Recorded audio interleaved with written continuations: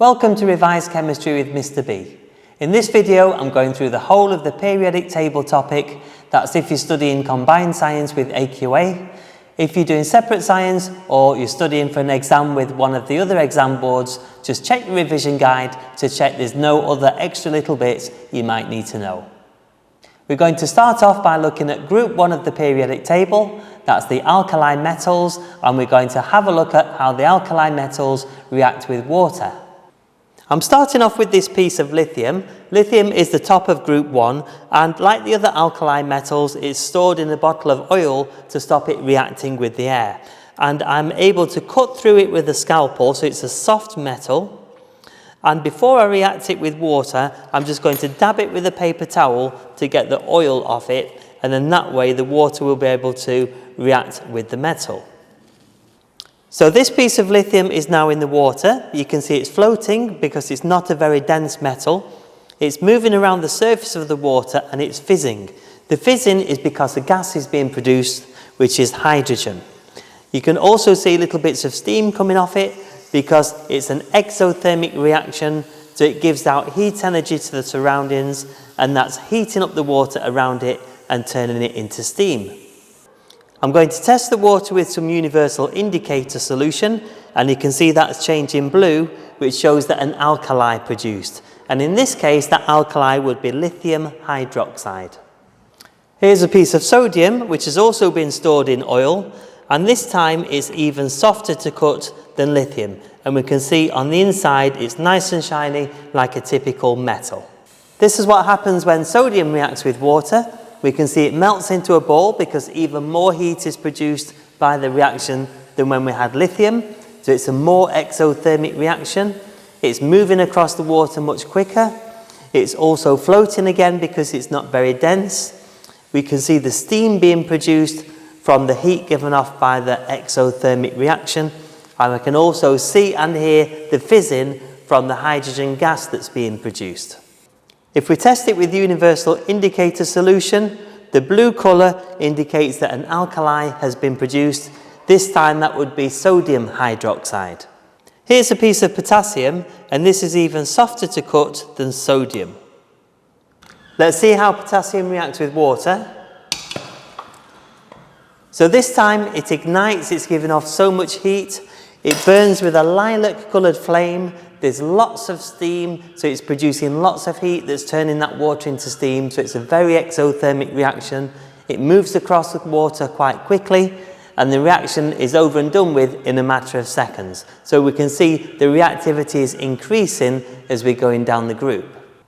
And when we add universal indicator, no surprise there, it's turning blue, showing that an alkali is made. This time the alkali would be potassium hydroxide. So when an alkali metal reacts with water, the two products are hydrogen gas and the alkali. And the alkali is a metal hydroxide. So when lithium reacts with water, it makes lithium hydroxide and hydrogen. And when sodium reacts with water, it would make sodium hydroxide and hydrogen. If we also include the symbol equations, lithium is Li. We all know what water is. Hydrogen is H2. The only tricky bit is the hydroxide. Lithium hydroxide would be LiOH. And then we need a little bit of balancing to make sure we've also balanced the equation. Similarly, for sodium, it would be 2Na plus 2H2O makes 2NaOH. That's the sodium hydroxide, the alkali, and hydrogen. By reacting the alkali metals with water, we've seen how they get more reactive as you go down the group. So lithium, for example, just fizzes around slowly on the surface of the water, whereas potassium moves around much quicker and it even sets on fire with that lilac flame. And to explain why there's this difference in reactivity, we need to go back to their electronic structures. So the first thing we can see as we go down group 1 is the atoms are getting bigger and they've got more shells. This means that the outer electron they're trying to lose is further from the attraction of the nucleus. There's also more shielding of the nucleus by the inner shells. And that means overall there's less attraction on this electron by the nucleus. So it's easier to lose the outer electron as you go down the group, and that's what makes them more reactive as you go down group 1. You also need to know how the alkali metals react with oxygen. And to get this piece of lithium to react with oxygen, I'm going to set it on fire so that it reacts with the oxygen in the air around me. And we can see there lithium burning with a red coloured flame. The white powder that is produced is lithium oxide. And if I test it with some universal indicator paper, we can see it's going blue, which shows it's a base. Let's see how this piece of sodium reacts with oxygen by burning it. This time we can see the sodium is burning with an orange flame. Let's see what happens when we burn a piece of potassium. And if we look very carefully, we may be able to see a lilac coloured flame. The equations for these reactions would be lithium plus oxygen turns into lithium oxide. So lithium is Li, oxygen is O2, and lithium oxide is Li2O. If you're wondering why it's not just LiO, then check out my previous video on how to write ionic formulas. We then need to balance the equations, so I've put these numbers in front to make sure we've got equal numbers of lithium on each side and equal numbers of oxygen on each side. So same again, if you're still struggling to balance equations, check out my other video which has got lots of examples of how to balance equations. You also need to know how alkali metals react with chlorine. The gas jar contains the pale green chlorine gas, and I'm heating up the lithium before placing it in the jar of chlorine. When lithium reacts with chlorine, it gives off a lot of heat and light. The white smoke is a white powder, which is lithium chloride being formed. When sodium is reacted with chlorine, again lots of heat and light are given off, as well as the white smoke, which is sodium chloride.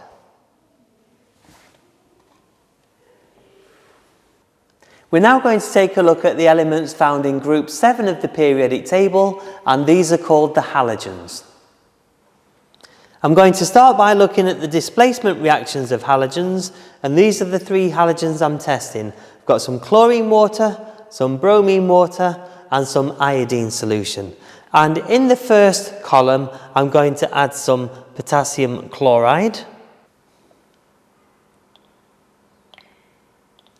In the second column, I'm going to add some potassium bromide solution.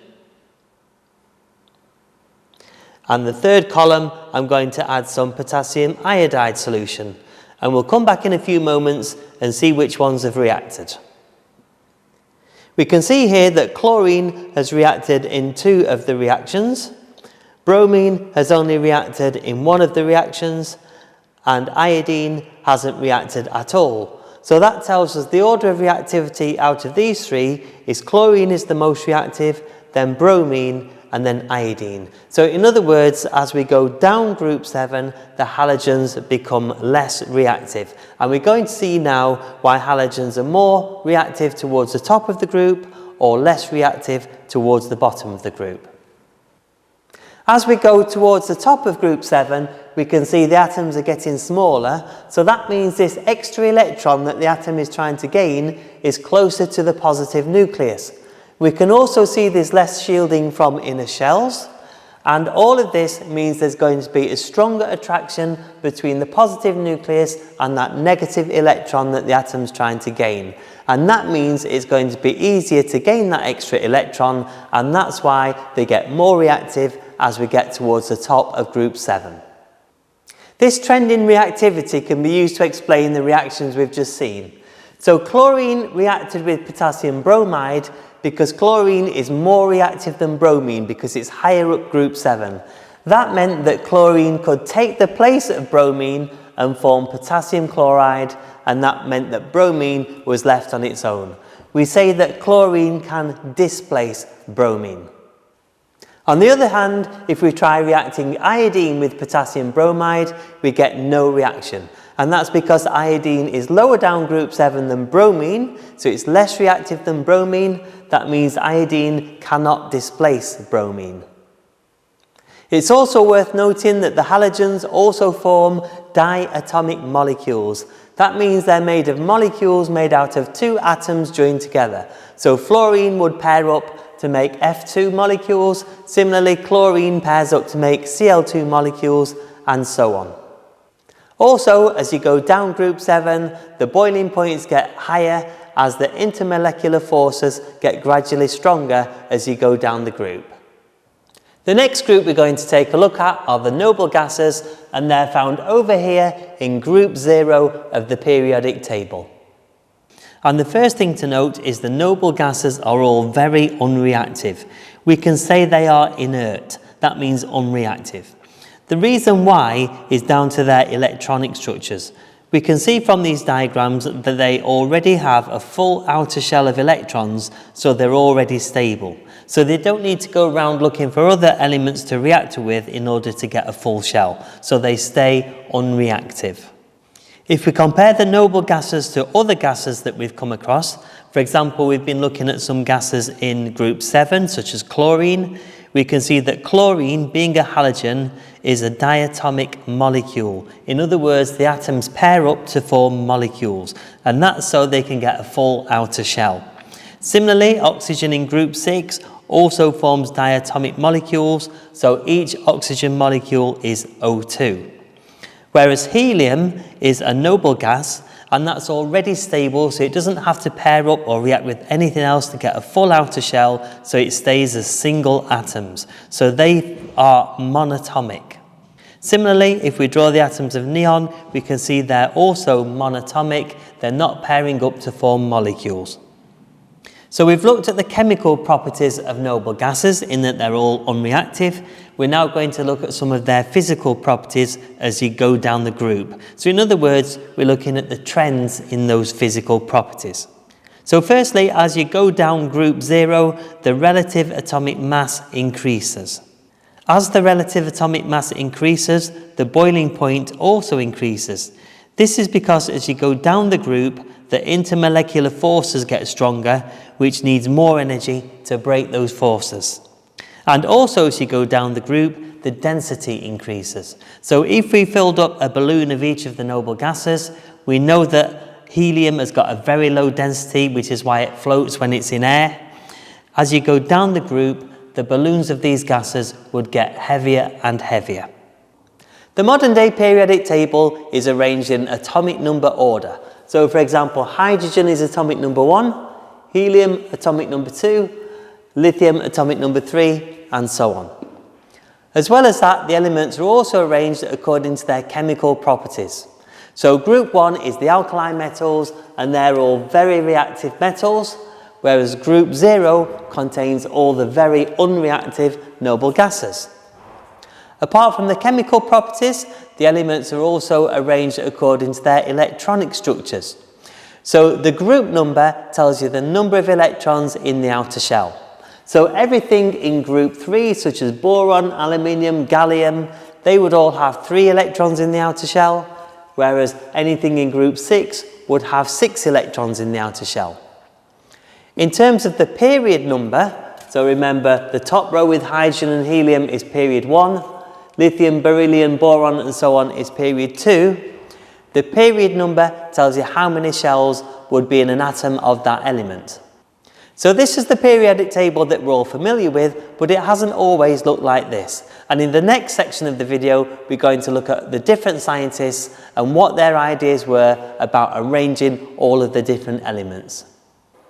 The problem the early scientists had was that new elements were being discovered all the time, like fluorine and lithium and magnesium, and they wanted some way of classifying these elements into an order to make sense of all these different chemical elements. In 1808, John Dalton ordered the elements that were known at the time in order of increasing atomic weight. In 1817, Dobereiner started grouping elements into groups of 3 called triads. And in these groups of 3, the elements had similar chemical properties. So this group of 3, lithium, sodium, potassium, they're all alkali metals and they're all very reactive. He also noticed that the middle atomic weight was an average of the other 2 atomic weights. So he thought he was really onto something. Unfortunately, only a few of the elements could be put into triads in this way. In 1864, John Newlands went back to ordering the elements in increasing order of atomic weight. And when he did that, he noticed a pattern. And that pattern was that if we start with one element and count on 8 elements, then the 8th element is similar in chemical properties to the 8 elements before it. And he called that the law of octaves. Just like in a musical scale, if you start on a middle C on a piano and count on 8 white notes, you get to another C on the piano. The problem was this only worked for about the first 20 elements. So again, this idea didn't take off. In 1869, Dmitri Mendeleev also ordered the elements according to increasing atomic weight. But he also put them into groups according to their chemical properties. So elements in the same group had similar chemical properties. But crucially, he left gaps for undiscovered elements. So later on, when those elements were discovered, they could be put in the right place according to their atomic weight and also in a group with elements of similar chemical properties. If you found this video useful, don't forget to hit the like button, and you can also check out my website, revisedchemistry with mrb.co.uk.